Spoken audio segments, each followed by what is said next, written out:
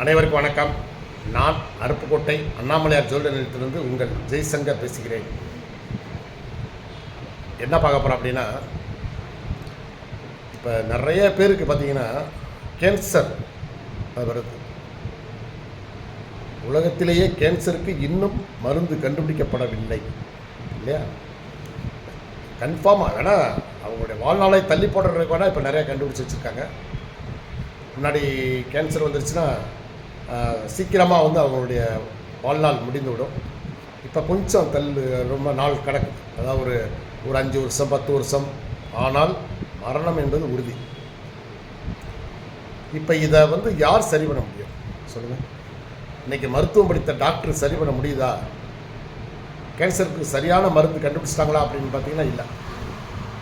அங்கே கண்டுபிடிச்சிட்டாங்க, இங்கே கண்டுபிடிச்சிட்டாங்க, சித்த மருத்துவத்தில் இருக்குது, அலோபதியில் கண்டுபிடிச்சிட்டோம், சீனாவில் கண்டுபிடிச்சிட்டாங்க, தென்கொரியாவில் கண்டுபிடிச்சிட்டாங்க, அமெரிக்காவில் கண்டுபிடிச்சிட்டாங்கன்னு சொல்லத்தான் செய்கிறாங்களே தவிர அதனால் குணமடைந்தவர்கள் பார்த்தா இல்லை. எவ்வளோ சரியாயிடுச்சுங்கிறது ஒன்றுமே இல்லையே. இன்றைக்கும் எல்லா ஆஸ்பத்திரிகளையும் பார்த்தீங்கன்னா புற்றுநோய் வார்டு பார்த்தீங்கன்னா ரொம்ப கொடூரமாக இருக்கும். பாவம் வந்து அதாவது அவங்க அனுபவிக்கக்கூடிய வேதனை மாதிரி எந்த பிறக்கவே கூடாதுங்க. அந்த மாதிரி மனித பிறவினாலே உங்களுக்கு அது நினச்சாலே பயமாக இருக்கும்.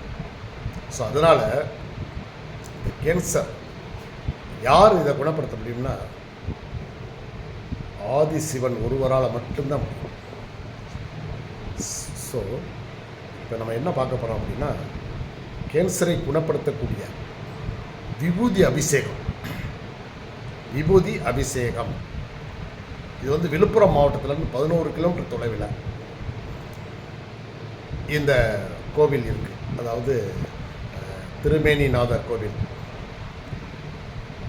அந்த காலத்தில் இது வந்து மிக பழமையான கோவில்.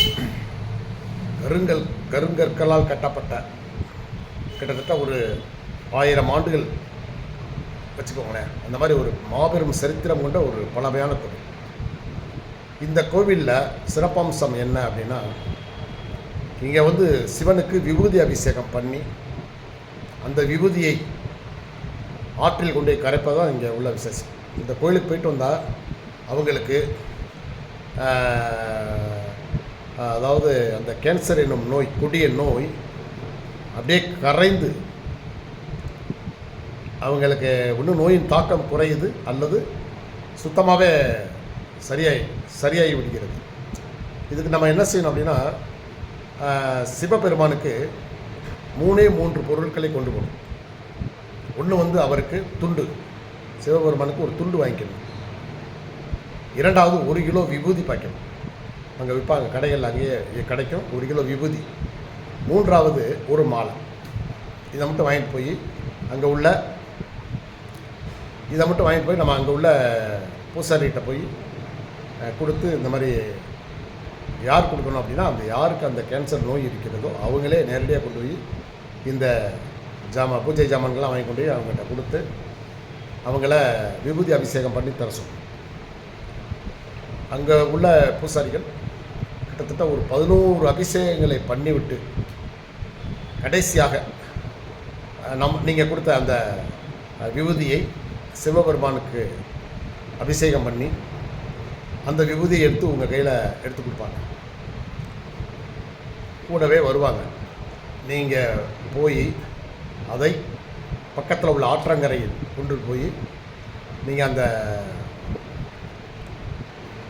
விபூதியை கரைத்து நல்லா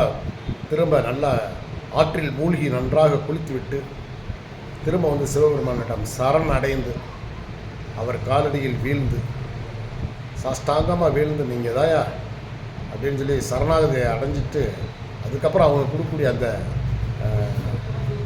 விபூதி மற்ற ஐட்டங்களெல்லாம் வீட்டுக்கு வாங்கிட்டு வந்து அதை நீங்கள் தொடர்ந்து பூசி வந்தால் 48 நாட்களுக்குள் அந்த புற்றுநோயின் தாக்கம் கம்ப்ளீட்டாக குறைச்சிடும். அது மட்டும் இல்லை, நோயே சுத்தமாக குணமடைந்து விட்டதாக மக்கள் நம்பிக்கையோடு அந்த கோயிலுக்கு வர்றாங்க, சாமியை கும்பிட்றாங்க, அபிஷேகம் பண்ணுறாங்க. ஸோ அதனால் வந்து புற்றுநோய் தாக்கம் உள்ளவங்க அந்த கோயிலுக்கு போயிட்டு வந்தால் மிக சிறப்பு. நன்றி, வணக்கம்.